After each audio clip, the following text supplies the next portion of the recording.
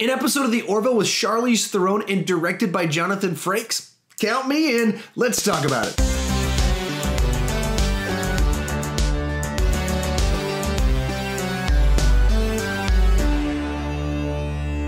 So if you're unaware, Jonathan Frakes played William Riker on Star Trek The Next Generation, and since then he's kind of become a fairly prolific director, especially of TV, but like he directed Star Trek First Contact, which is widely considered the best of the Next Generation films, and then a number of other films along the way that haven't necessarily been as good. I think he did like the Librarian movies from 10 years ago or so.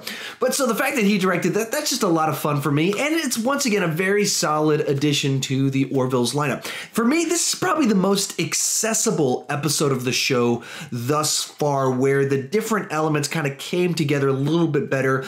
There wasn't, some of the humor wasn't as off-putting as some of the earlier episodes. So if my sister, who doesn't particularly like the crass dick joke stuff, she would probably enjoy this one a little bit more, as well as it didn't tackle some of the social issues that could put people off. For example, the episode that dealt with transgenderism, that's not what this episode was like. This one played much more as just kind of a kind of fun mystery type episode where there's a character that you know they have a secret, but you don't know what that secret is. And as the episode unfolds, you discover what that is, and there's some twists and turns and fun along the way. And to do that, they brought in Charlize Theron to be our mysterious character, and I thought that made for some nice little developments for the episode. Obviously, she's an amazing actress. She can be fun and charming. And then just kind of with the plot that they're doing with the divorced couple in there, throwing Charlize Theron into the mix, of course, makes for some interesting little moments. Still, the divorce subplot's probably one of my least favorite aspects of the show, but this handled it better, and it's getting a little bit more natural in the way things are playing out, as opposed to feeling as forced as it did in some of the earlier episodes. Also, this episode reminded me, as I've said repeatedly in each one of these, the show obviously is derivative of Star Trek The Next Generation intentionally. The music cues, as I've mentioned before, the story templates they're using, and once again, that's the case here. I'm assuming you've watched the episode, so I'll kind of spoil things. So the plot unfolds, and she's a time-traveling collector from the future. And there is an episode of Star Trek The Next Generation with Matt Frewer, Max Headroom, as the time-traveling guy. And similar beats to it of the mysterious person. They're charismatic, they're fun to be around, but what quite are they doing? And this isn't the same exact plot, but it has a lot of the same.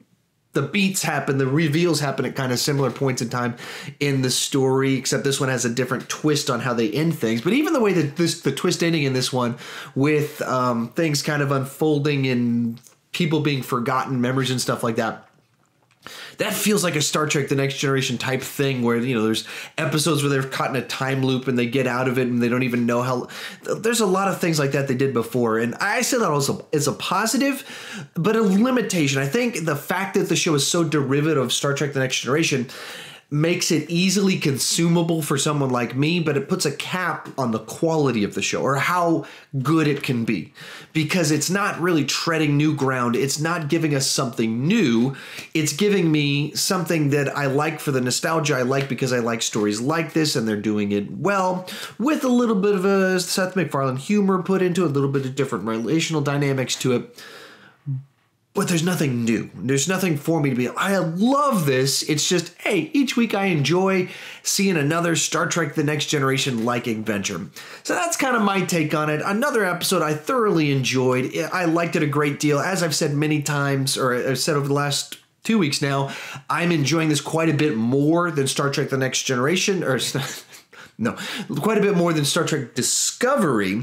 I wish that Star Trek Discovery had perhaps followed somewhat more in the path of this show, in that the heart of this show and the world that the Union exists in matches the heart of Star Trek more than I think Star Trek Discovery is, which feels like it needs to earn its place by doing something different and changing things. And some of the things they're changing, I think, are changing the heart of Star Trek, not just let's live in the world of Star Trek with the heart of Star Trek and do something new with it.